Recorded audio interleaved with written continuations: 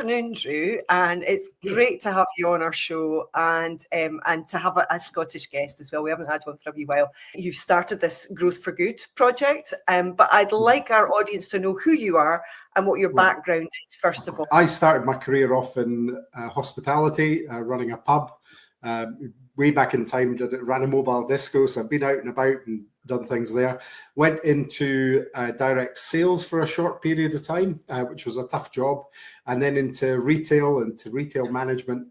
Worked my way up through into manufacturing. I was UK head for AEG, the German appliance firm, and then became UK director for Electrolux Group for built-in products, before setting up my own business, Techland, which has been running for 25 years now.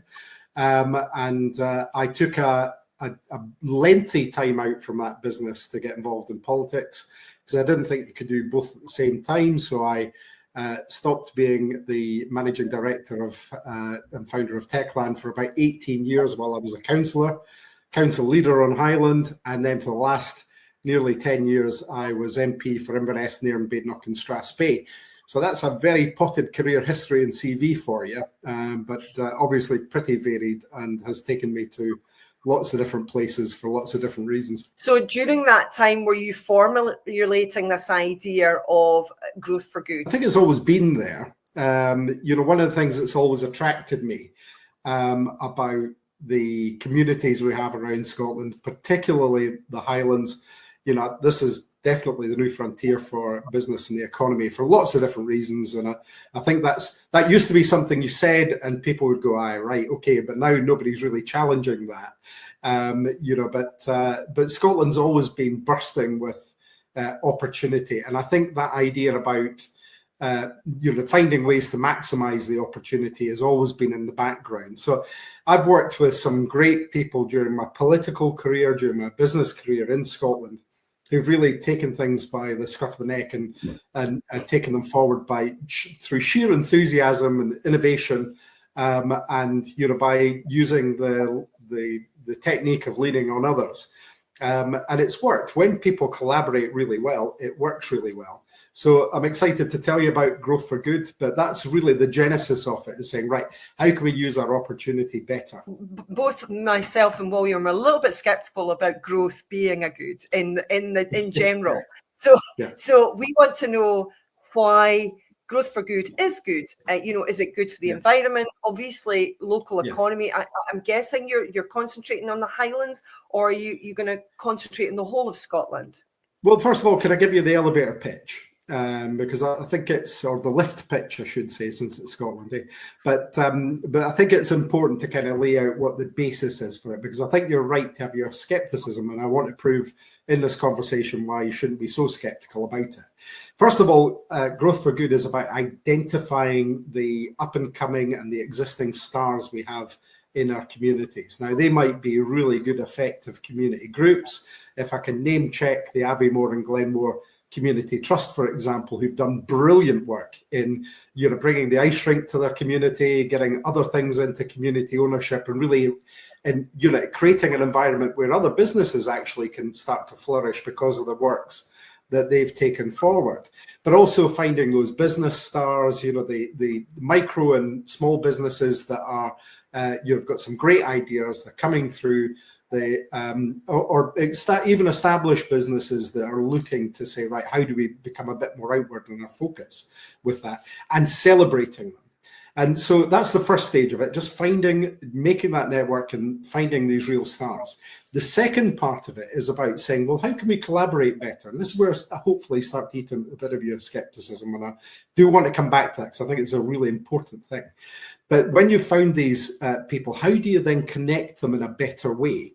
Now, if you look at the Highlands just now, for example, you've got the Green Freeport, which has come. Again, not everybody's cup of tea, and I understand that, but it's there and it's a reality.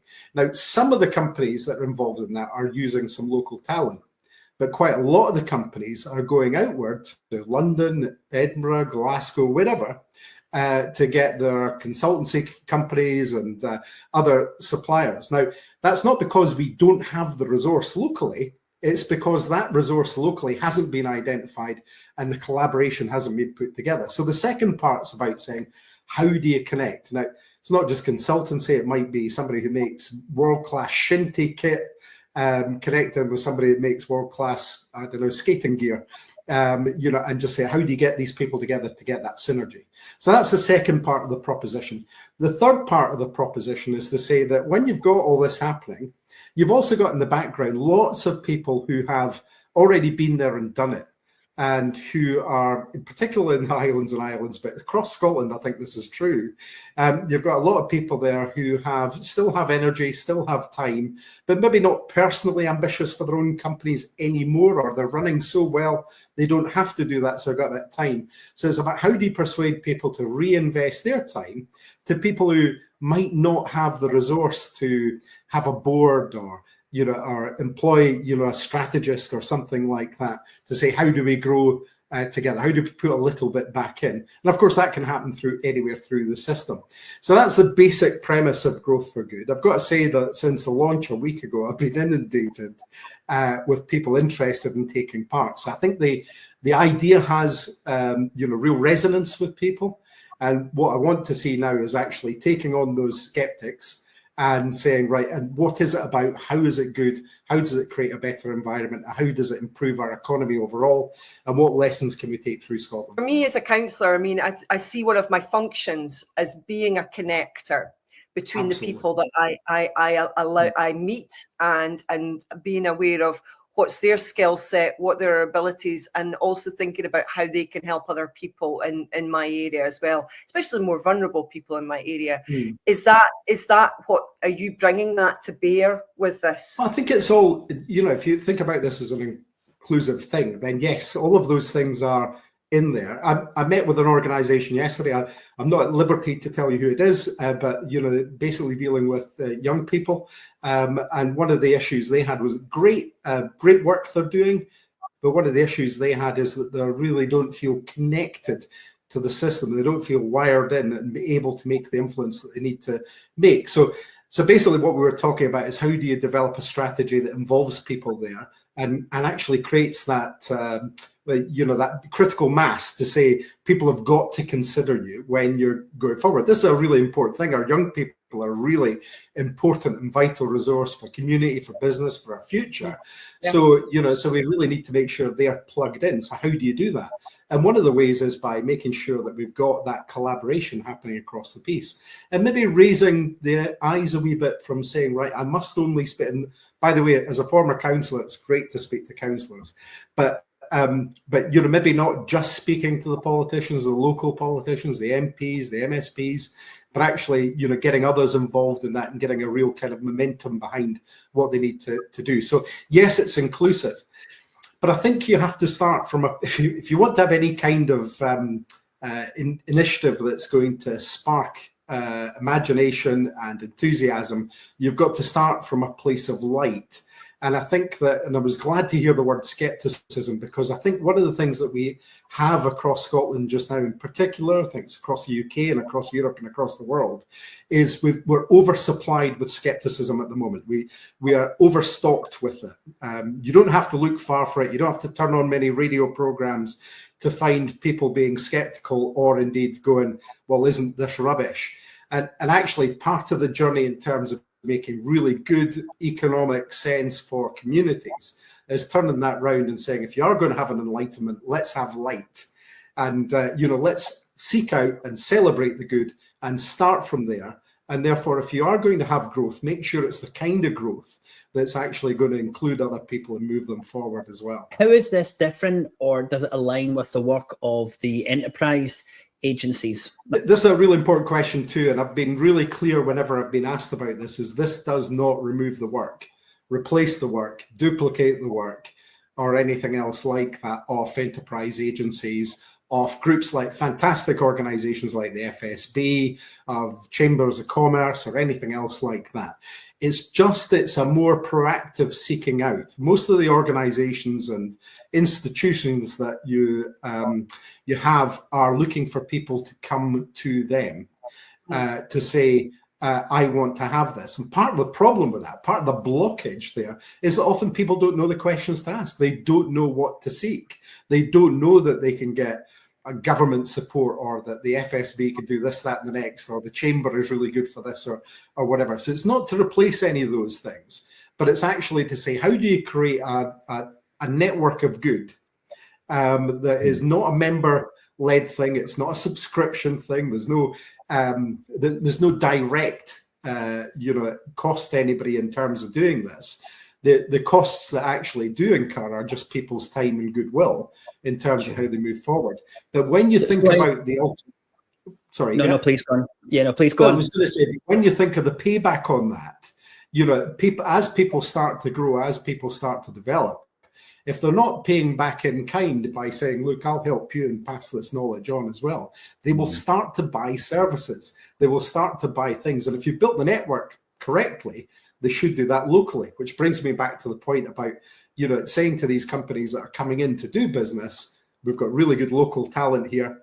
Here's it all set up. This is how it returns on its investment. Fantastic, and my fight, and that is all definitely positive. I think it's really important to focus on homegrown companies, and that just leads me into your thoughts on this idea of community wealth building. How central is that to what Growth for Good's looking at? How important is it that when we're generating this new wealth, that we're generating wealth from stocks which are owned by people in the community or community organisations? Well, look, we have to deal with the realities of the world we live in, and the world we live in is, it is focused on inward investment just now.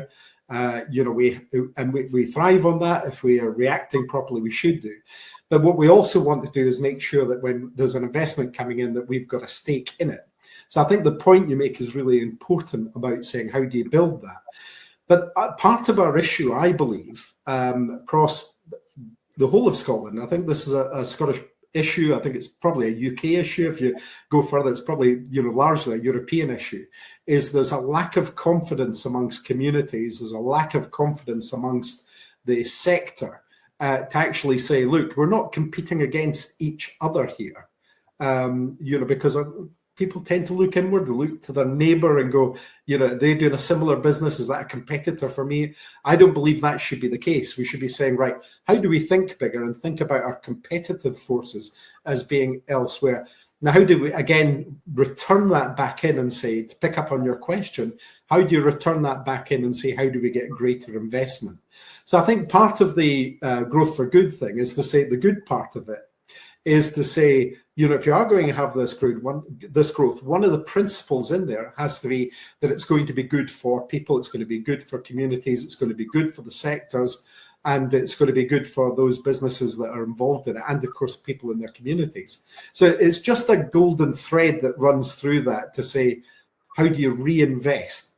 Start off with expertise, quality, innovation, and then you move on to how do you reinvest. And I think if you remember when I was going through the elevator, the slightly long lift pitch that I gave you at the beginning, we really need to get that down in a minute. But anyway, when you go back to the lift pitch I gave you at the beginning of this recording, it is about saying, right, how do you actually reinvest in that? How do you make sure that you've got that circle coming around to make sure that it's sustainable and that it's something that people can take to another level. In fact, we've had quite a number of meetings since we launched the idea. There's part of the problem I've got telling you stuff just now is some of it's a wee bit secret because people have told me about plans that they want to be involved in, and other people have, maybe, I don't have the permission to tell you at the moment without checking with them.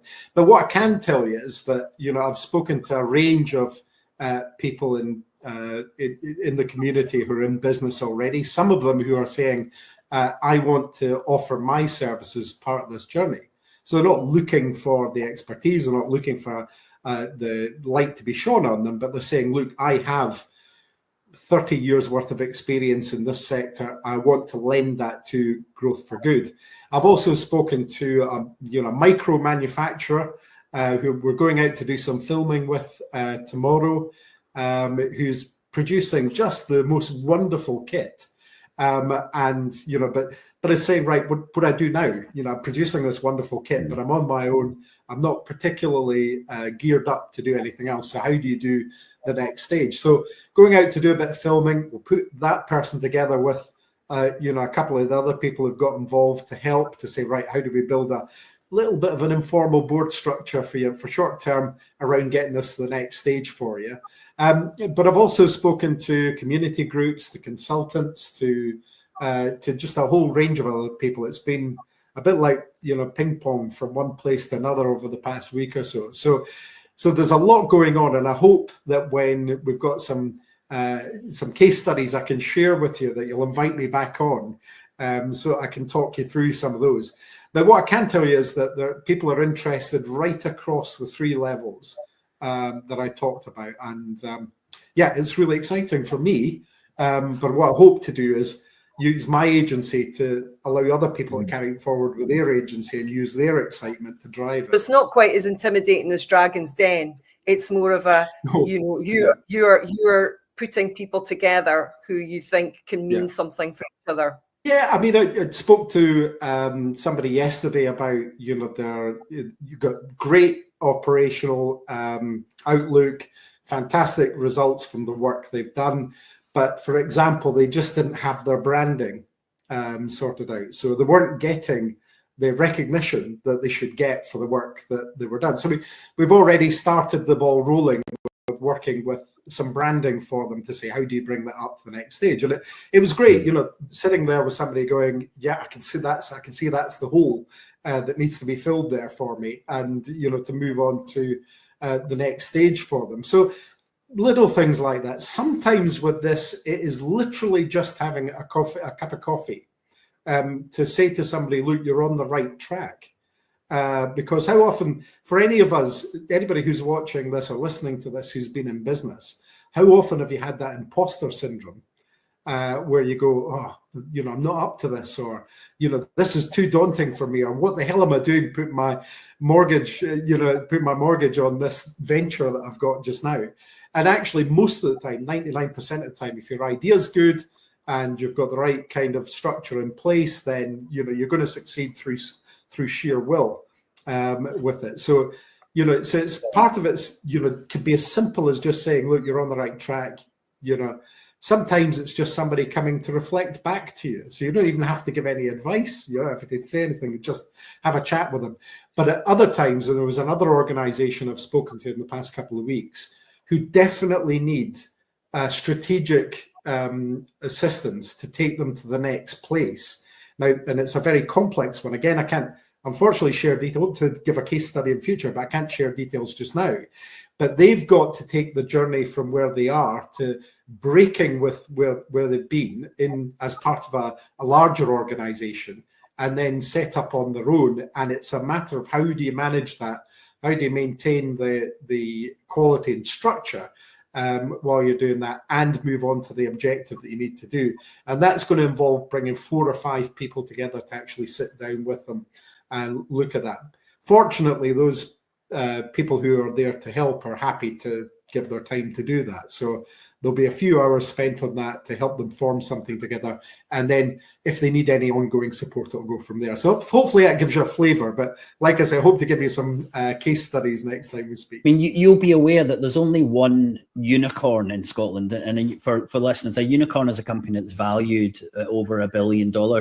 But there's only one of those companies in Scotland. Now, this is statistically really low, but also aligned to that is that the number of companies registered in Scotland is statistically low compared to the rest of the UK. So is there anything that you could identify, or anything that would explain why Scotland has less companies and has only one company valued as a unicorn? Is there something particularly bad about us in Scotland, or is the support bad in Scotland? What's your thoughts, Drew? No, I don't think there's anything particularly bad. I just don't think we've been using our opportunity to grow to scale.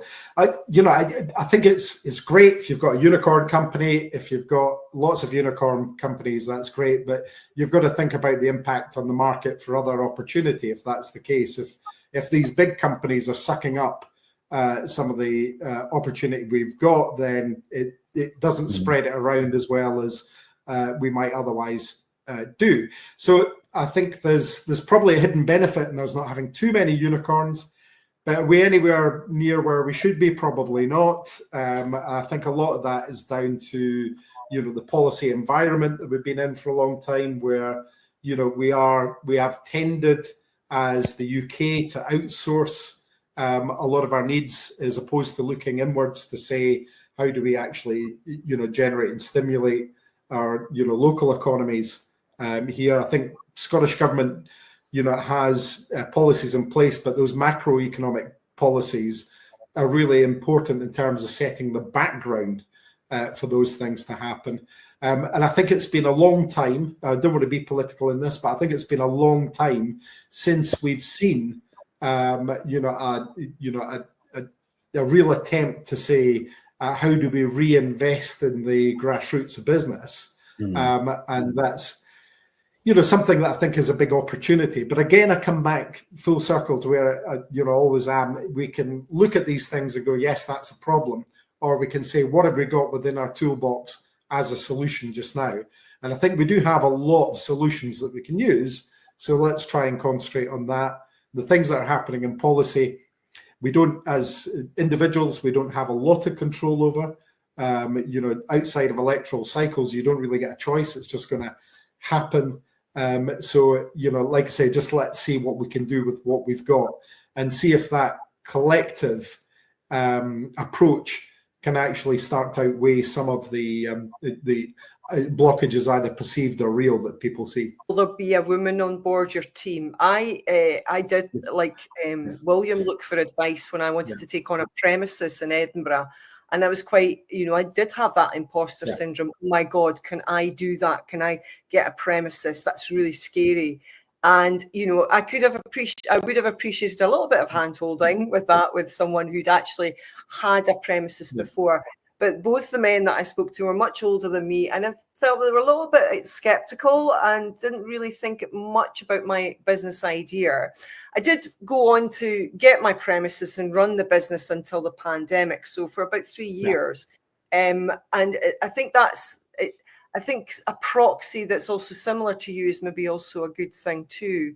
And that doesn't look at your business as being, perhaps unimportant, or, understands that. What do you think? Well, I spend most of my time when I'm in meetings, most of the meetings, talking about opportunities for young people and for young women and girls in particular. And to answer your original part of that question, it's this isn't a group, like I say, it's not a club or a membership based thing. So, but I'm pleased to say that the vast majority of the people that I've been working with so far have been women. So there's a great selection of voices out there that will be able to carry, for of all ages, I've got to say as well, they'll be able to carry forward the fact that there needs to be that diversity. And actually, when you look across our micro and small business landscape, that's a very common thing, that women are actually driving a lot of that business. But it's not about I think we have to be mindful about being inclusive. We have to be mindful about the fact that this is something that we really want to encourage everybody to get involved in. But one of the directions that I'm very keen to take myself, and I think I mentioned this early on, is to particularly encourage young people, because I think a lot of people look back on their life and say, I wish I'd known that at the age of 20. Now, if you take 20-year-old Drew, you couldn't have given me advice. I would have gone, nah, just do my own thing anyway. And I regret that now, looking back. But the fact is, I'm not like everybody, and some people might have benefited from getting those kinds of that kind of assistance early on in their careers. And I think it's getting, again, I come back to that thing about confidence. For you were saying about the imposter syndrome. That's so common across the piece. So many people think, I just can't do this. And it's amazing, just when you talk to others, you find out the experiences are exactly the same. But just that action of talking to somebody who's had imposter syndrome themselves actually removes a bit of the imposter syndrome. Because you go, all right, you're quite a successful person, yet you felt the same way I did from it. So again, this idea of having the network that's a kind of self-supporting network of people who really want to do this for the right reasons, I think will help with that kind of diversity. But again, if you'll bear with me just a second while I repeat this, really, really important, I think, that we reach out to young people, let them know what they can do as early as possible. And, try to give them examples, try to get them to work with people to see what their opportunities are. Because I think we've got so much talent amongst our young people across the Highlands, across Scotland, that we just don't foster that resource enough in terms of our economy. I've found the figure, Drew. 5% of UK businesses are registered in Scotland, and on a per capita basis, it should be 8%. So there's a significant issue in Scotland that's different from certainly England in terms of the amount of companies we have. And I definitely think that if you're looking at the resilience of the Scottish economy and Scottish society, we really need to get the number of businesses at a much higher level than we have. Yeah, are there issues? Yes, absolutely. And nobody does any service to anybody by demeaning issues or negating somebody's skepticism or anything else like that. What I would say is that registrations, just as a sidebar, aren't necessarily telling you the whole story, because you can register a company but operate in different places. And I do wonder how many people strategically choose different registrations, because you don't even need to have a physical address to register elsewhere. But if you want to do cross-border business, you might feel that you want to, have your head office in London or whatever, for it. And, that might be a strategic thing that people do. But to get back to your original thing, do we have enough? No, I don't think we do. Are we scaling right? No, I don't think we do at the moment. Is that a massive opportunity for us? Absolutely. So, I think we started to say, look, if we've got a really vibrant micro and small business community out there. Not all of our businesses are registered, by the way. Some of them are unregistered. So how do we grow that? One of the ways to do it is to say, right, how do you get down to grassroots and really start communicating again across the piece on that? So there's exciting opportunities within that issue, and it is an issue. And I don't want to stress, I don't negate the fact that there will be problems in that. And I'm sure that many of your listeners and viewers will be going, oh, wait a minute, there's, this, that, and the next. I completely get that. But like I say, my personal focus at the moment is to try and drive what we can do, and to say, if we're at a low bar, let's see how we can take it up to a much higher bar. There's growth for good. Could you explain to us what bad growth is then? If there's growth for good, there must be growth for bad. So how would you approach that concept? Well, I think bad growth is anything that's just going to suck up resources and leave nothing behind in its wake. With it, you can always have growth of a sort that is going to get you a quick buck. Now, if I give you an example of where I'm sitting just now in the Highlands, we had the oil boom of the 70s, the 80s. We had Ardashir and Kishorn and, Nig and all these places that were, growing at a fantastic rate. And for a short period of time, they boomed. Everybody got a benefit local. There's loads of work for the local workforce and everything else like that. But there was no plan for any kind of sustainability. And when that work dried up, those yards all fell into disrepair. The great news is that after a long period of time, all of those three sites are now really active in the next stage of the Highland story. But we've lived through that experience of seeing that growth that happened without any thought to the consequences that were going to come after it. So that would be my example of bad growth, where it doesn't have any responsibility attached to it. Now, I believe, and I don't think it's a perfect statement here, but I believe by and large that most of the growth in these sites that we've got at the moment is actually based on something that wants to be and is designed to be sustainable with it. And I think that's quite good. As we go into could you explain what you mean by sustainable? Just to clarify, could you explain what you mean by sustainable? I think there are long-term plans to make sure that that there is a real diversity of offering that's on there.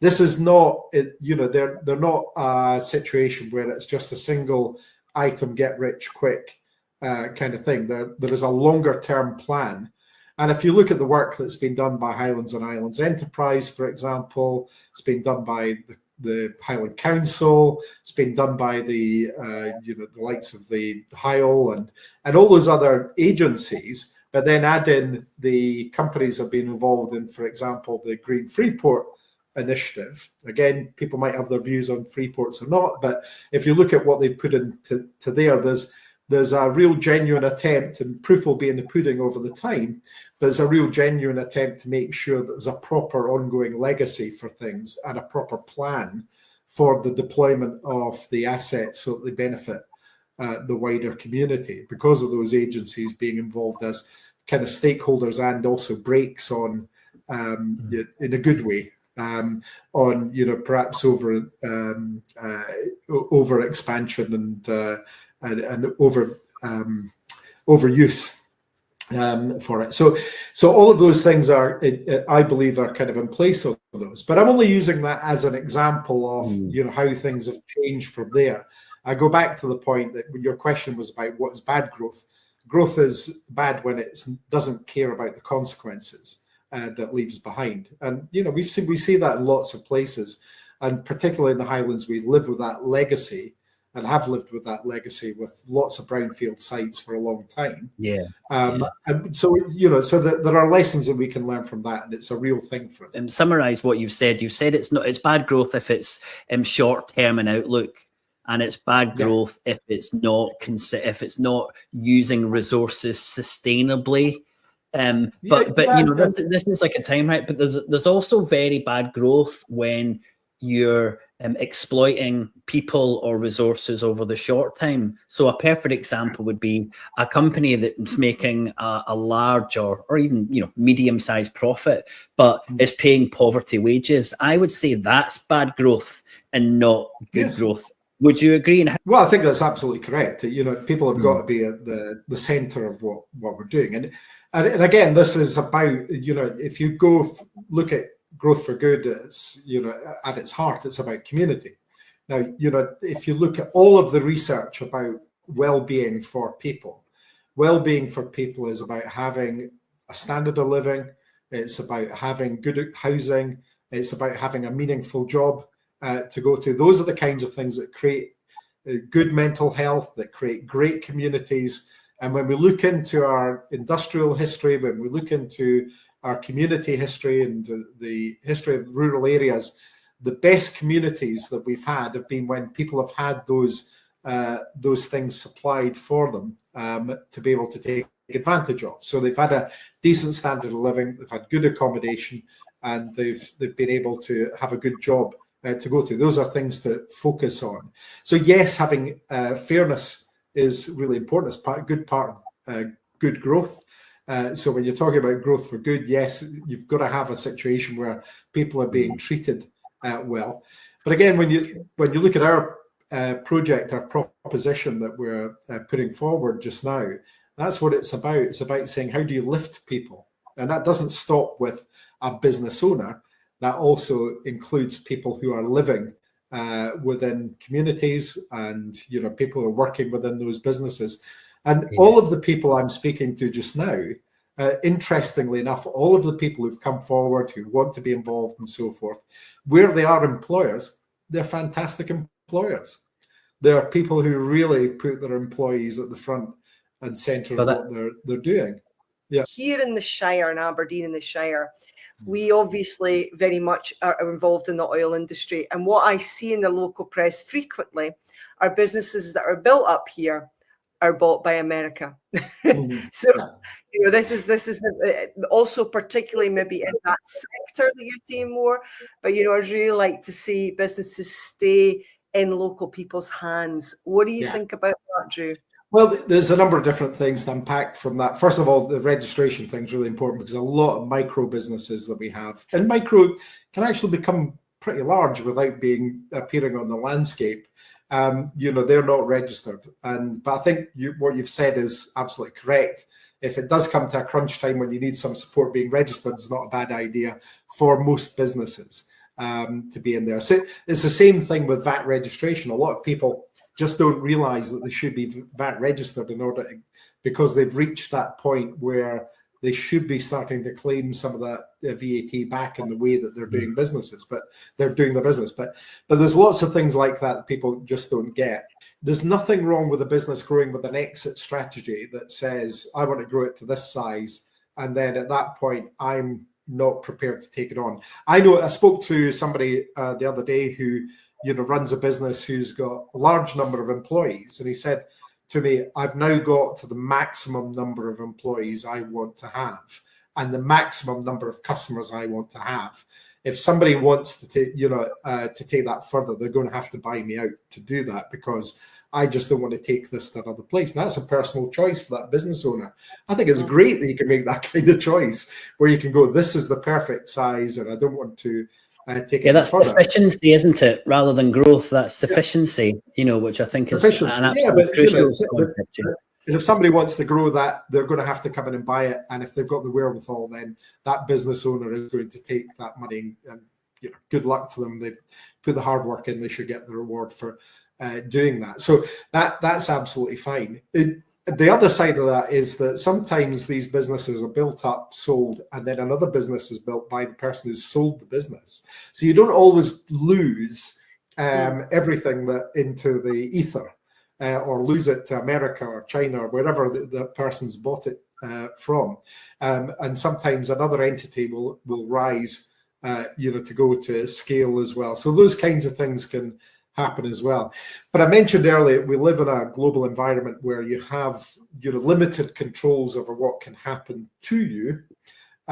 So really it's about what you are able to do yourself with it. So I don't think we can really say, we stop that, but what we can do is encourage more growth, more companies, greater success, higher quality, better brand, and everything for it. We've seen, I suppose you could look at the election in America just last week, and this concept of GDP, this GDP growth, and that GDP is something that a lot of kind of centralists, you would say the SNP and the Labour government, they're focusing on this idea that when the economy is growing in terms of GDP, then this is something that a government can point to and can say, look, everything's going really well because GDP is growing. And I just wondered what your thoughts were that. And our GDP has doubled over the last 25 years. How does that meaningfully have an impact on people? So it's a concept of GDP and how it's used by governments, and overall the kind of impact that you think the GDP has on the average person. If you look at GDP, it's grown to the level that you've pointed out, but yet living standards haven't. And that probably is a really quick answer to how important it is to people. Look, you've got to measure things, and in the political and the fiscal framework, you've got to measure things, and you've got to have some ways of accounting for what you're doing. And GDP is one of the measures that's used. Is it a perfect measure? Absolutely not. Some people it's their Bible GDP. For other people, it's it's the absolute opposite. And we should, in my view, we should always be gravitating towards a well-being economy where we've got people really being taken account of. I genuinely believe that when we invest in the grassroots, when we invest in our community, people will spend more in their communities, and the collective wealth of people will increase. But I also think we've got to make space for the realities of where we are at the moment and say, how do you do that within the framework of saying there are going to be other competing pressures that are going to be able to do it. So it's a big job for people. I think to answer your question, I think we're absolutely focused on GDP far too much. Yes. Without, unequivocally, yes. I think it's the wrong thing to do. When I was in Parliament and I was fronting for the economy on that, there was, we picked up no real traffic about investment and about the words that you need to use in terms of stimulating and growing and things like that in real terms, because everybody was applying those words to GDP as opposed to how we actually do things. And if you look at what is happening to business at the moment, and I think it's the same for communities, And again, I don't want to make political points, but I think it's just a matter of fact. When you look at what's happening at the moment, I don't think there's a focus on business at the middle level, and I don't think there's a focus on on communities even at the middle level or the lower levels just now at all in terms of policy, because as we're looking out into the world, we're busy trying to keep track with people we can't possibly keep track with just now, and that's a false goal.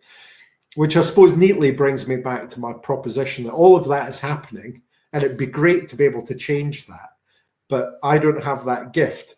So really what I think I'm excited about doing is actually saying, right, okay, there are things we can't do, there are also things we can do. Let's go and do those things together. It just leaves us to thank you very much for giving us your time. And it's a pleasure. Success with this. This sounds like a great venture. What did you think of that, Kieran? No, I guess he couldn't tell us an awful lot because he's just started it. But it was quite interesting to get his views. And I think going back in a year's time is a good idea. And I think something that's about the Highlands as well. We're kind of missing stuff about there. Yeah, so yeah. That's quite new. Yeah, I thought it was interesting. And, I tried to be balanced in the interview. And, I almost kind of wanted to say to Drew that without realising he's kind of a degrowther.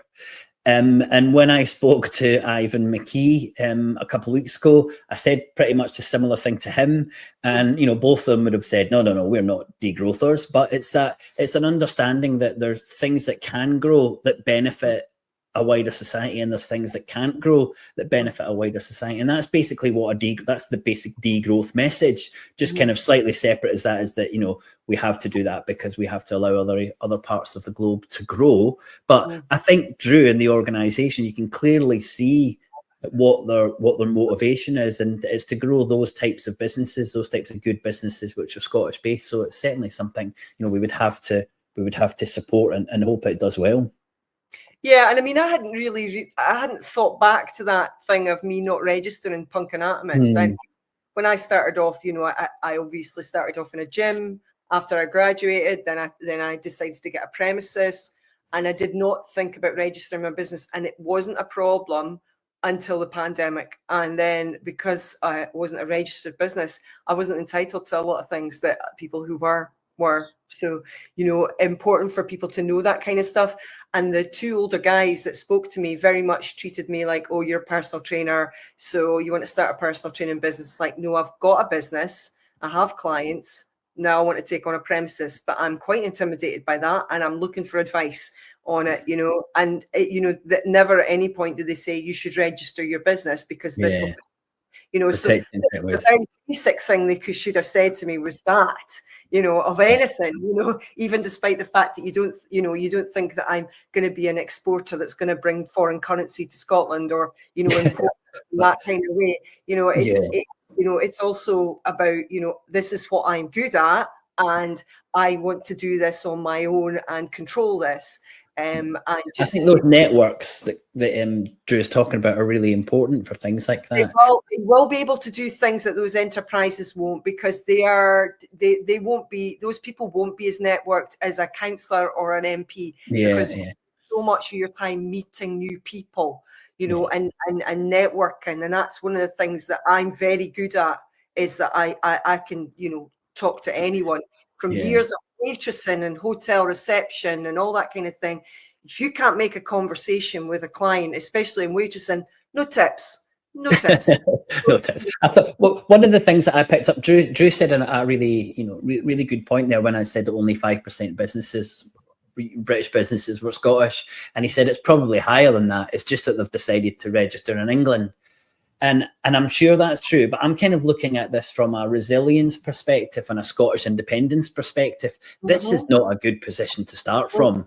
We really should be in a situation where we're saying to businesses in Scotland, you have to register here for all of these benefits and for all of those reasons. And if one of the first things you've got to do when you're independent is persuade all the businesses who are in Scotland to register in Scotland, that's a bit of a concern, isn't it? You would hope that medium term you've kind of identified how many businesses there were, what you can do to get them back, because that's tax revenue. you know, if you registered your business in England, you would pay corporation tax in England and not in Scotland. So these are significant issues. I think that, you know, another example of just a small thing that you might not really think about, which could really impact Scotland if it becomes independent again. There's so many of these areas when you start to look at them. I thought it was a really good point from Drew. I would love to have got on to the wider conversations about, is growth good in general rather than specifically? And, you know, are you going to say to an organization, no, you're not getting our support because your emissions are likely to be so high? Or no, these are all areas that I think probably Drew will be on a journey as he gets into this support, because it is really difficult when you've got a limited or scarce resource to start deciding which type of businesses you want to support and which ones you don't. So yeah, really interesting to see their journey. Also really seriously important to keep young people up in these areas, you know, especially because it's so tough for them to buy properties, etc., because so many older people who've got some more money want to maybe have a second property up in somewhere that's very picturesque. They're only there for a few weeks of the year. They're taking houses off of people who are from there. So I think that's really important as well and really good. So yeah, Kate, well, thanks very much. It was really good. You organised that one. It was great to be on the interview with you. I hope the listeners enjoy that, and we'll see you again on the SCOTONOMICS podcast soon. Thanks for joining us. Bye-bye.